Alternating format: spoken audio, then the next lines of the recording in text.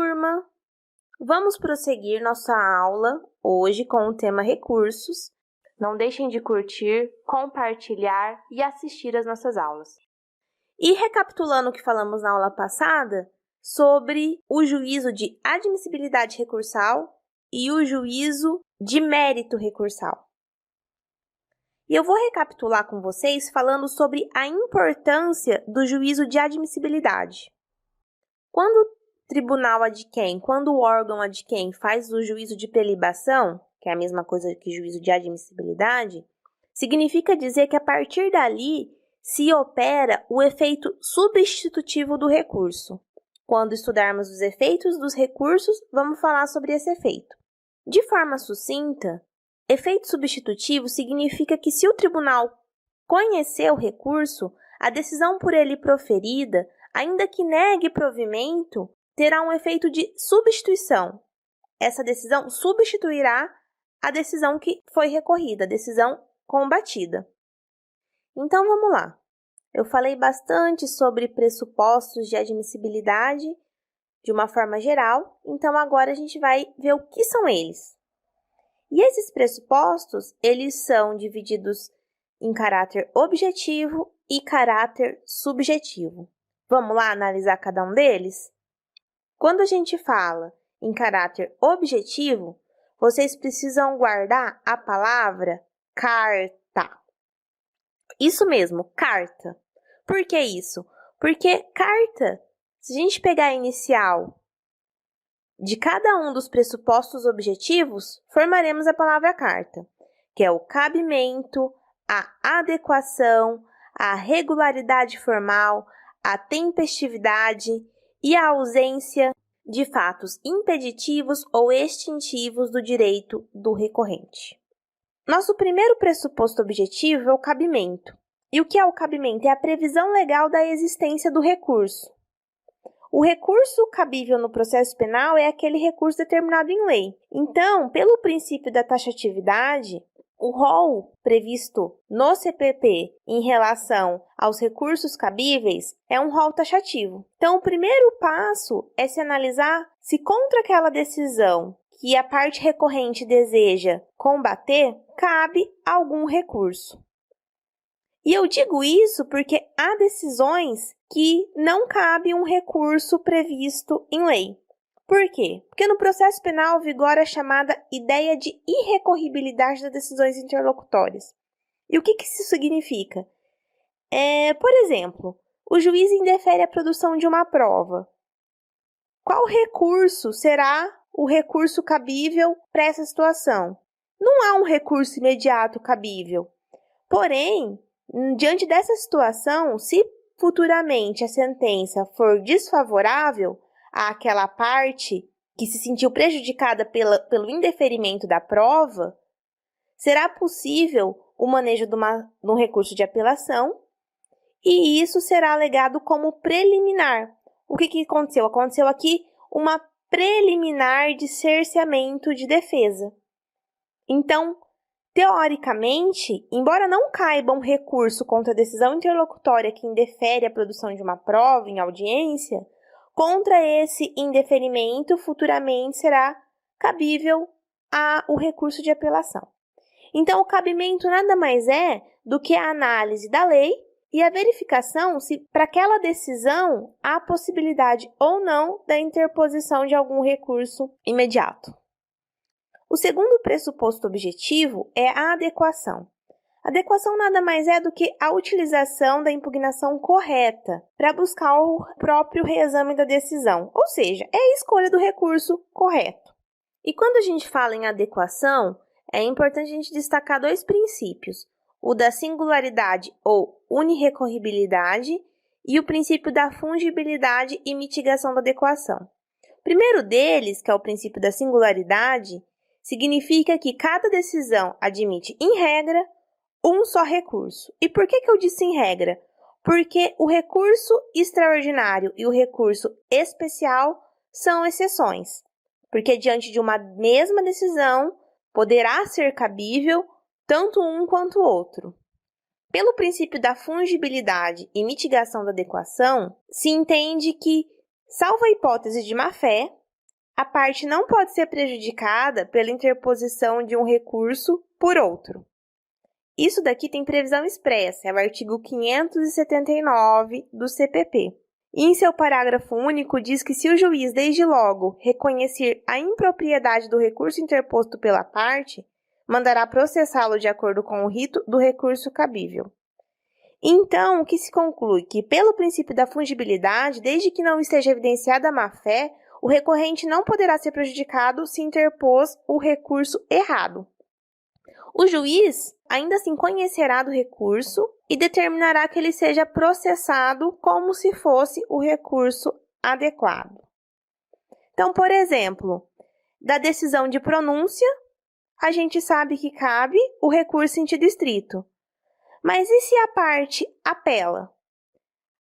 Se o juiz, observando essa apelação, conseguir evidenciar ali que não foi caso de má-fé e que é possível processar essa apelação como recurso em sentido estrito, assim o fará. E o que se entende por má-fé? O que é essa má-fé que impede a fungibilidade do recurso? Seria a interposição dolosa do recurso errado. A doutrina de jurisprudência diz que a má-fé se configura quando o recorrente não observa o prazo previsto em lei para a interposição do recurso adequado e tenta burlar o prazo do recurso numa tentativa de fazer com que o juízo conheça e dê provimento à sua impugnação.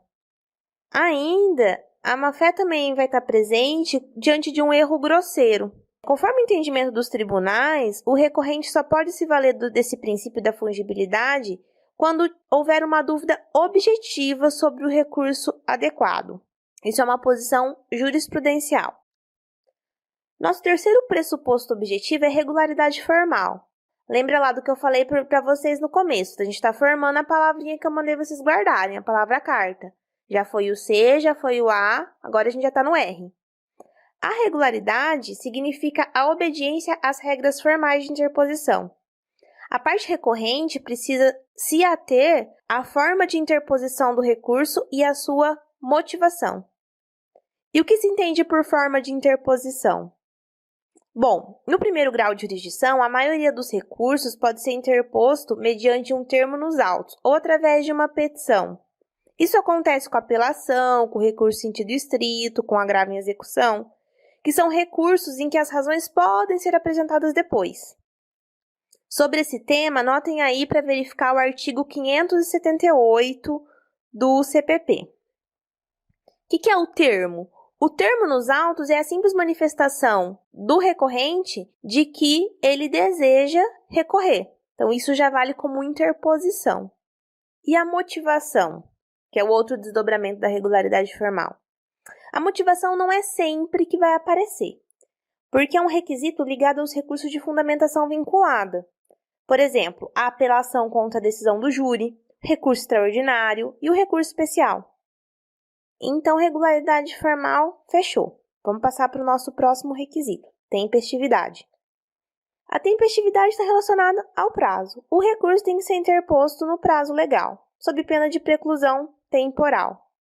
É importante lembrar que no processo penal, alguns recursos podem ser interpostos em duas etapas. Primeiro, há uma petição de interposição e depois apresenta-se as razões recursais.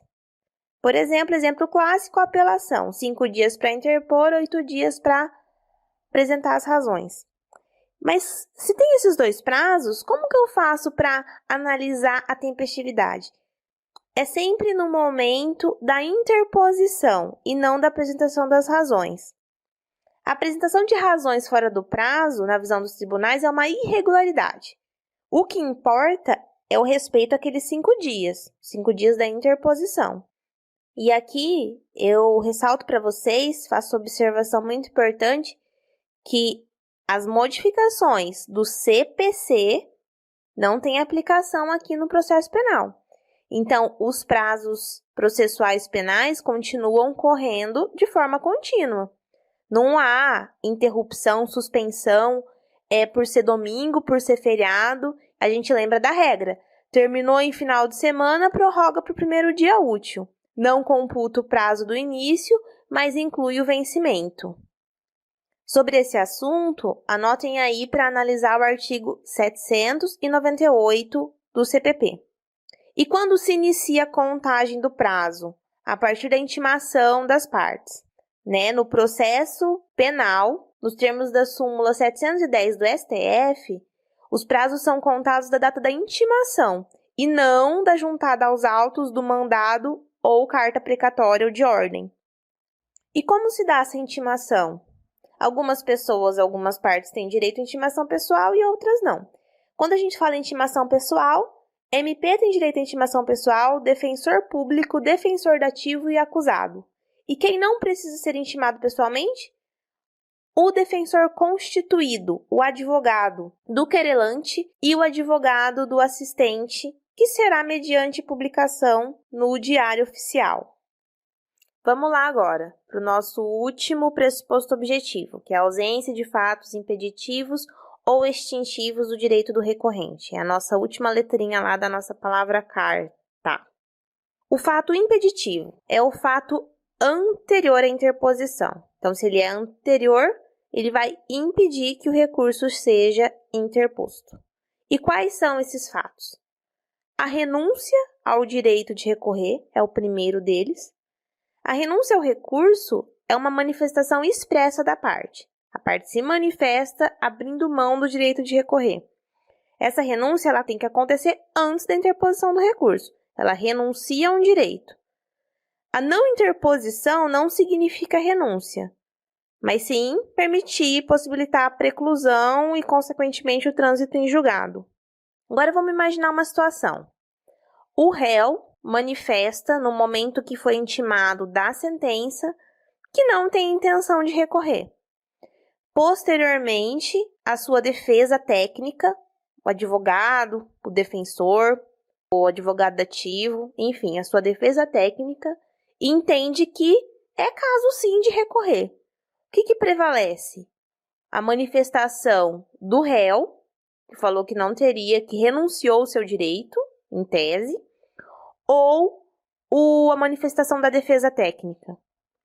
Sobre esse assunto, eu peço que vocês anotem para verificar a súmula 705 do STF, que diz que a renúncia do réu ao direito de apelação, manifestada sem a assistência do defensor, que é aquele caso que ele foi intimado lá pelo oficial de justiça pessoalmente, não impede o conhecimento da apelação pelo defensor interposta.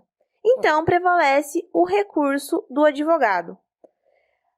Só não vai prevalecer se a renúncia foi feita pelo próprio advogado, se o réu fez essa renúncia assistido pela defesa técnica. Aí tudo bem, aí se opera a renúncia. Caso contrário, vale o recurso. O outro fato impeditivo do direito do recorrente é a própria preclusão. É a perda da faculdade, a perda do direito processual. Essa preclusão pode ser temporal, quando decorre o prazo sem o exercício do direito de recorrer.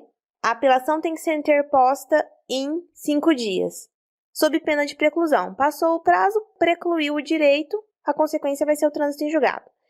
Ou a preclusão pode ser lógica e consumativa. A lógica é aquela que decorre da incompatibilidade da prática de um ato em relação a um outro ato que já foi praticado. Exemplo, a própria renúncia do direito de recorrer. E a preclusão consumativa é a perda da faculdade processual pelo fato de já ter se verificado o exercício válido dessa faculdade. Exemplo, a interposição do recurso no segundo dia, impugnando um ponto X da decisão. No quinto dia, que ainda estaria em tese no prazo temporal, questão de período, poderia vir o recorrente e interpor novamente o mesmo recurso impugnando o ponto Y da decisão? Não, porque se operou a preclusão consumativa. E o fato extintivo do direito do recorrente? São 2, a desistência e a deserção. A desistência é uma figura análoga à renúncia, mas ocorre durante. Se a renúncia é antes do recurso da interposição, a desistência é durante a sua tramitação. E aqui todos podem desistir de um recurso interposto, exceto o Ministério Público, conforme prevê o artigo 576, que fala que o MP não pode desistir do recurso que interpôs. E o que é a deserção? É a falta do preparo, o não pagamento das custas processuais. E essa hipótese só vai se verificar em relação ao querelante nas ações exclusivamente privadas. Caso contrário, não se fala em custas, não se fala em deserção no processo penal. Segunda aula finalizada. Espero que vocês tenham gostado, tenham entendido que vem a ser os pressupostos recursais objetivos. E na nossa próxima aula vamos tratar dos pressupostos subjetivos. Não percam, aguardo vocês. Até a próxima!